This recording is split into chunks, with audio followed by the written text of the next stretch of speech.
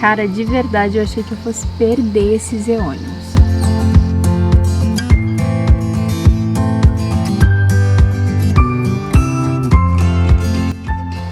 Olá, folhinha! Seja muito bem-vinda, muito bem-vindo aos folhões também, aqui é esse canal Viver de Suculentas. E aí, como que vocês estão? Eu estou muito bem, obrigada. Sempre muito bom a gente saber, né? Um do outro. E por aqui, você que já conhece, já sabe que eu compartilho com você as minhas experiências com as suculentas e também meu trabalho, principalmente com as suculentas. Como que eu fiz para mudar de ramo, não mudar, né? Eu já trabalhava com flor, mas para mudar de ramo e construir essa minha jornada trabalhando com suculentas e hoje vivendo exclusivamente de suculentas. É isso que eu compartilho com você aqui no canal. Se você já nos conhece ou está chegando agora e já maratonou este canal, então por favor se inscreve aqui, vê se o botãozinho de inscrever-se está vermelho. Se está vermelho, dá uma apertadinha nele e se inscreve aqui no canal. Deixa o seu like, faz um comentário aqui embaixo para que o YouTube entenda que sim, esse canal tem um conteúdo relevante para você e vai ser importante para a sua construção aí do seu novo negócio, né? Então aproveita, faz isso já agora, nesse comecinho de vídeo, para não esquecer depois, porque eu sei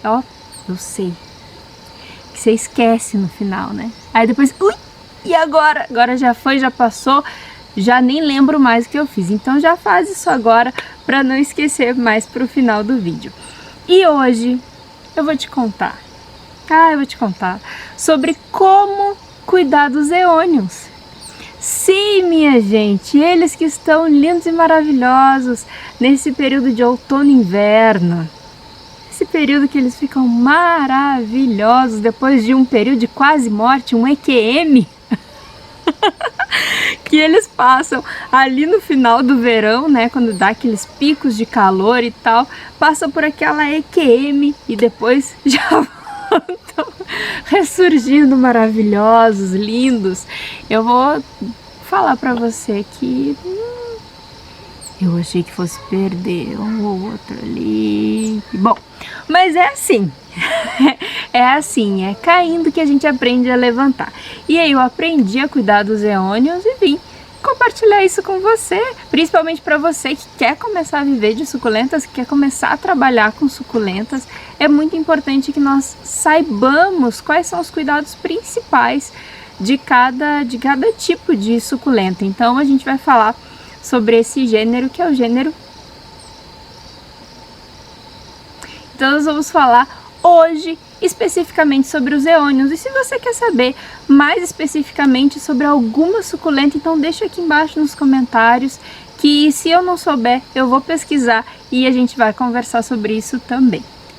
Bom, como que se cuida dos eônios, Leona de Deus, que quase matou uma penca de eônio? Sim, quase matei, mas não foi de propósito, não foi uma coisa proposital, né? É que nessa vida a gente não sabe de tudo. E às vezes a gente acredita que sabe cuidar, mas não sabe. A verdade é que os eônios, eles precisam de cuidados um pouco diferentes das outras suculentas. E por isso que eu me atrapalhei, né? Me atrapalhei feio, quase perdi, né? Mas enfim, vamos lá que eu vou te contar o que eu fiz para salvar eles, né? Não só esperei a chegada do outono, mas também fiz algumas modificações na forma de plantio e aí deram bastante certo.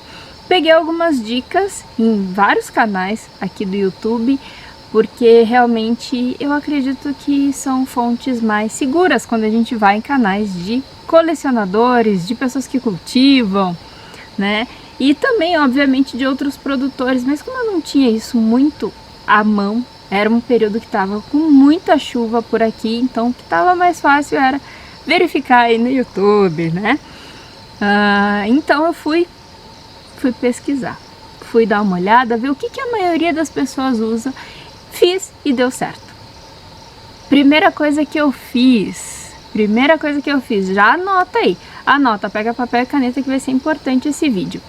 Primeira coisa que eu fiz a troca da terra deles, né, minha gente? Fiz a troca da terra. Coloquei uma terra que tivesse uma quantidade maior de pedras, porque os eônios, eles são originários principalmente de terras mediterrâneas e que eles ficam muito sobre rochas, né? Eles crescem muito em meio às rochas e tal. Então o que eu fiz? Tirei aquela mundaréu de terra e coloquei ali uma quantidade maior de pedra na composição, né, da terra onde eles estavam. Botei uma quantidade maior de pedra e também utilizei uma coisa que eu nunca pensei que fosse usar, que eu já tinha ouvido muito falar, mas não pensei que fosse usar, que foi a palha de coco, a casca do coco seca, né, que é excelente. Já tinha ouvido muito falar sobre isso, mas foi nesse momento de desespero que eu fui atrás de conseguir e deu bastante resultado. Então eu deixei essa terra mais solta, ficou quase uma terra de orquídea. Por favor, quem gosta de orquídea, que sabe cultivar orquídea, que não é o meu caso, coloca aqui embaixo se eu falei uma mentira, porque a orquídea, até onde eu sei, gosta muito dessa palha de coco, né? E eu pelo menos planto as minhas orquídeas muito penduradas nas árvores, ou eu coloco ali numa terrinha, não é numa terra, né? Coloco muito em casca de árvore podre. Bom, assuntos aleatórios no meio do vídeo. É assim que a gente faz, né? Então, como que eu fiz? Eu coloquei na terra essa composição maior. Deixei um pouco de terra, obviamente, porque eu entendo que sim, precisa de terra. Coloquei mais pedra e pedra de rio, que era o que eu tinha à mão, né? E também essa palha de coco. E cara, vou te dizer que deu muito certo, deu muito resultado. Fora que deles, 2 que não estavam se recuperando de jeito nenhum, eu botei eles no alto e pronto, botei eles em vasos suspensos, botei em vasos, né, suspensos, e deu bastante resultado. Eles ficaram, agora eles estão bem bonitinhos, bem recuperados, e isso ajudou bastante. Então, tem um que ainda tá no chão, que é o Eonium arboreum, que ele ainda tá no chão. Eu deixei ele no chão, mas a terra que tem na volta dele é essa terra que eu preparei. Apesar dele estar plantado no chão, eu fiz cavei ali e deixei ele mais próximo possível do que ele gostaria. E ele tá aí, um rosetão bem lindo. Esse aí realmente eu achei que fosse perder, que não fosse ter jeito, porque ele tava muito fraquinho e tava já mole o caule, assim, não tava, sabe, não tava aquela arvorezinha bonitinha. Ele tava meio tipo, vou ou não vou, né? Mas aí ele se recuperou depois que eu troquei essa terra e ficou tudo certo, tudo bem pra ele. Os meus pequenininhos eu tirei do vaso, né, o vaso que tava numa parte baixa e coloquei numa parte alta e troquei a terra também, e tá dando bastante resultado. Eles estão bem bonitinhos, né? Então, isso aí foi fundamental.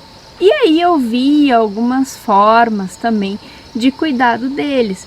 E eu vi nessa minha pesquisa um vídeo do botânico do apartamento, botânico no apartamento, Samuel, lindo, maravilhoso, falando que precisava borrifar as folhas nesse período de outono e inverno, que isso ia fazer muita diferença para elas. E eu, na verdade, eu vou dizer para você que eu não acreditei muito, mas eu comecei a fazer e uau! É tão interessante isso, quando a gente vê a sugestão certa da pessoa certa. Por quê? Eu comecei a fazer sem acreditar, porque a gente aqui é da ciência, né? Sem acreditar, e deu muito resultado, deu bastante certo. Elas estão lindas, lindas, lindas. Apesar de que aqui nem sempre. O que eu faço para saber se eu preciso ou não borrifá-las?